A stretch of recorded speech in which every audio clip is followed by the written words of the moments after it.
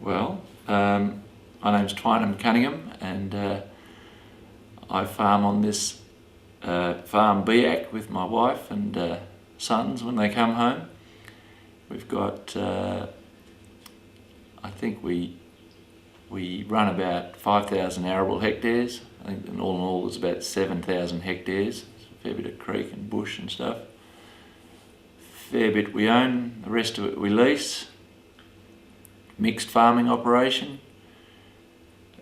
Run sheep, cattle. Cattle are probably a bit of a folly, but mainly sheep, and half of our arable country we put into crops. And that's about it. My father started the rainfall records when he came over here in 1954. I mean, they're reasonably accurate. We use them to just get a bit of a handle on what is actually happening with the rainfall. I mean, what it does indicate to us, the records, is, we've worked out the seasonal break. And for us, a seasonal break is about 20 millimetres of rain over 3 days. And, when we start to panic a bit, we always go back over those records and have a bit of a look. And, late breaks have been happening since the 50s, and early finishes have been happening since the 50s. And there's no set pattern. I mean, even more specifically, the early 80s were very dry. I mean, as dry as they've been in the last couple of years. And then along came the 90s, and we nearly drowned. So, we find the records very reassuring that things are fine. It's just the way farming is. It's infinitely variable. Do you find too that the farming practices in the area have changed somewhat? And I think especially of the adoption of cropping over the last 20 years in country that has been considered too wet. What's happened in the last 10 or so years, canola's come along, and that seems to like wet country. And, we've had a bit of a belting with the wool prices during the 90s, so we've all had to adopt cropping practices.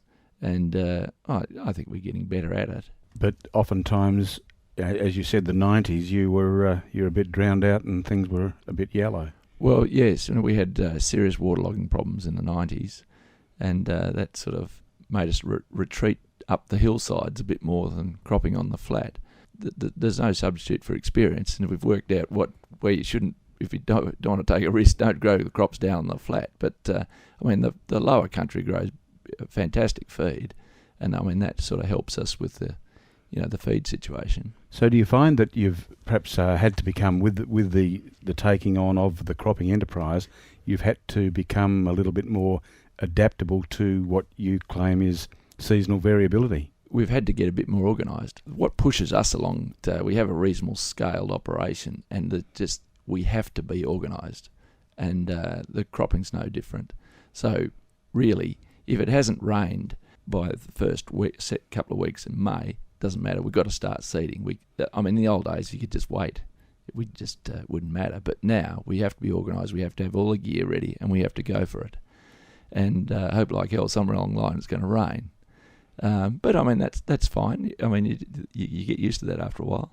And cropping's become, you can cover a lot more ground a lot more quickly than you used to be able to, and so that's very possible now where it wasn't before in terms of ploughing and weed control. One of our reasons that we've expanded over the years is that we were driving for these economies of scale, and now we've got the economies of scale. We've got machinery that can really fly over everything, and we put in a couple of thousand hectares in the time it used to take us to put in 400 or 500 hectares. It's amazing, really, but I think that's just the way of the world, isn't it?